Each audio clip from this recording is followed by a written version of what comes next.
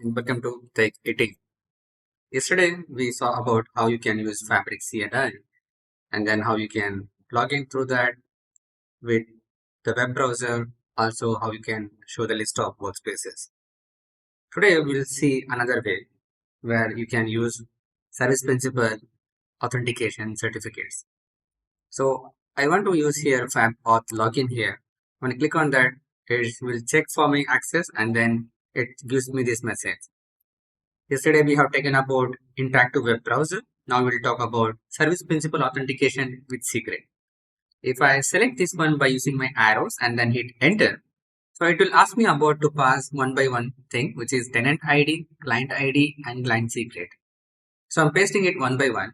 If you don't know how you can use this client secret service principal thing, please check out the link in the video description so you can get through that. So I'm just right clicking here, it pastes the tenant ID, and if I hit enter, it is asking me for client ID. This is my client ID, hit enter. Now you can see it asking for client secret. Yeah, that's a good thing. It is not showing up the client secret here. Once I hit enter here, it's going to log in through that. And again, you see now it is giving the message, welcome to the Fabric CLI. So I just need to click on ls. So it can give me the list of available workspace. If you remember what I said yesterday, I logged in yesterday to my admin account. It has given me all the list of workspaces available in that tenant. But here you can see it just giving me only 4 workspaces. The reason is because this service principal has only access to these 4 workspaces. All the other workspaces I have not given them the access. That's the reason. If you want to have a look, just look at my screen. So this is my Power BI screen. And if I go back to this Visual Studio Code, it's giving me here regular to version dot workspace. If I click here and then search for regular to version dot workspace and click on manage access, I can see this is my service principal name which is showing up here.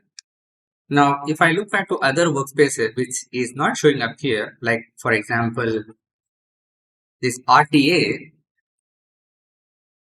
and manage access, you see it is not giving any service principal here.